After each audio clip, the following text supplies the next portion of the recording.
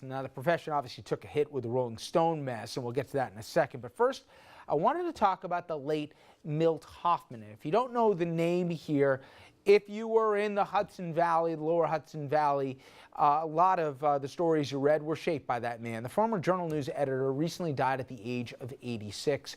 And Phil, you called him, among other things in your piece, the last of an old guard. Right. He was really the, well, I mean, it's a cliche, but he was really the dean of the old guard journalism community of this area. And in fact, I want to read a bit of what you wrote about him. You said, it sounds trite to say that Milt was an institution, but that's exactly what he was. If there was an old guard, he was the dean, the last of a large group of dedicated local journalists. Right. And sources mattered, right? Right.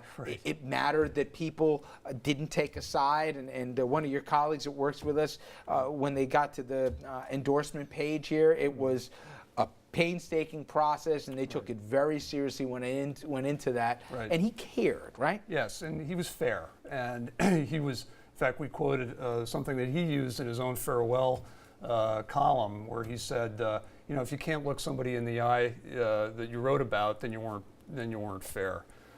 You know, I have that problem sometimes. You know, but Milt was scrupulous about facts, about accuracy, about fairness, and he was an old school guy. You know, he started out in the days of hot type. You know, when he started, I think he even brought his own pencils to work. You know, and he was paid $40 a week, and he made it into the digital age, which, you know, I don't think he was totally comfortable with. We talked about Facebook before. He had nothing. He had no interest in social media. Thought it was a conflict of interest for people to friend politicians and people of official status. He just kept away from that. Would he have turned over in his grave on the UVA story? The Rolling Stone story? Probably, yeah. I mean, you know. Well, what bothered you most about that story? Was it that the reporter went into the story with the conclusion kind of already formed, or that the copywriters, the editors totally dropped the ball on this? Yeah. Or even the rationale from Rolling Stone, hell, we'll go back to the same freelance guy and do another story. Well, they wanted to be convinced. I mean, I can't get in their heads, but, you know, they wanted to believe that that woman was telling the truth. And there was some speculation that some people have said that it's possible that all the editors in this case were male editors, and wanted to believe, yes, that this was something really bad about this fraternity, and were overcompensating in a sense. And I think there might be some truth to that. They didn't have enough sources on this. No. Let me put a tough question to you guys here. And before you joined the world of politics, you also came from the world of media and the Phil Donahues and the Jerry Springers. You were there really in the embryonic stages of those programs. But we've seen the numbers when it comes to NBC News now, Andrew. And if there was one element of NBC on the news front that they did well in, is they were winning the 6:30 news. The evening news, they were the #1 news for how many weeks? They were the #1 for like 7 years. 7 years, thank you. So, yeah, I thought it was like 350 or something like that, weeks or whatever. So to that point, we now have seen 2 straight weeks where they've dropped out in the #1 spot. So now you're NBC's new management that's come in, the old management come back too. Would you hire Brian Williams back? Well, he hasn't been fired, so He's been suspended. He's Would been you bring him suspended. I don't know if I can say this on television. Hell yes. Of course I would. The name of the game, don't look at me like that.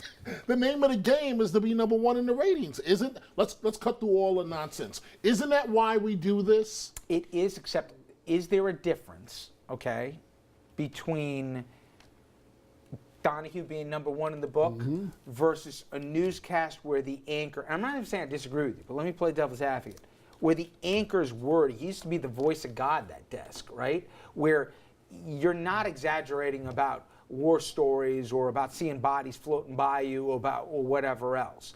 That's the one guy. It's not, you know, doing the talk show or spinning the wheel on Wheel of Fortune or whatever. He's telling or she's telling the news for that night. And for a half an hour with what we've got left in this world here, you're getting a straight story. Does it make a difference? It's that job versus... That ship has sailed. He has lost his credibility. The news is damaged. They need another personality that can be trusted. And don't You forget, can't rehabilitate him. they too late. haven't thoroughly investigated this yet either. I mean, they're still in the midst of finding out not just about that helicopter trip, but all kinds of stuff that he may or may not have said that were misleading or just outright false. But your point is, if he's going to be, the ratings are the ratings. My point is, he made a mistake.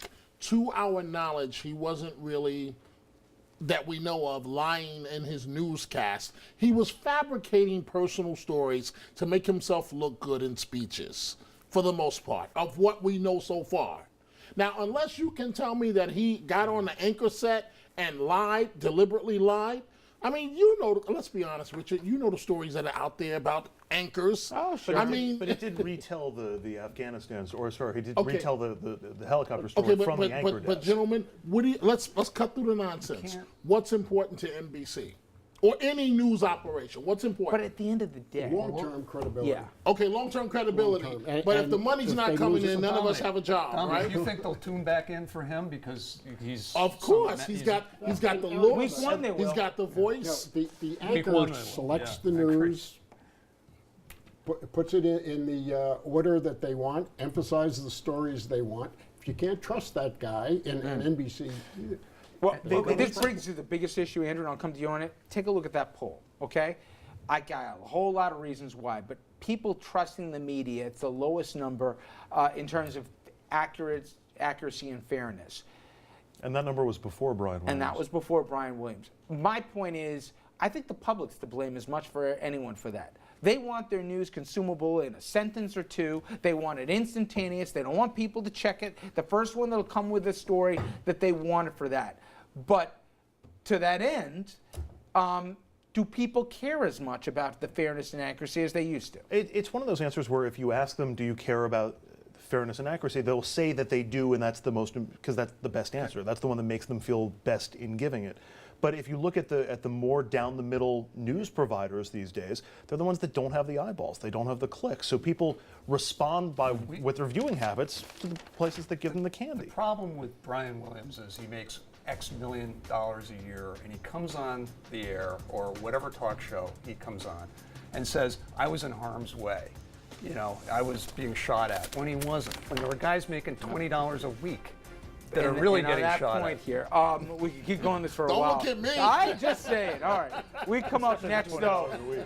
I had a fascinating conversation I'm going to share with you afterwards. It's a tale of money, power, intrigue at the Vatican here. It is a thoroughly researched story when you see this, and stick around on the other side. Gentlemen, thank you all very much.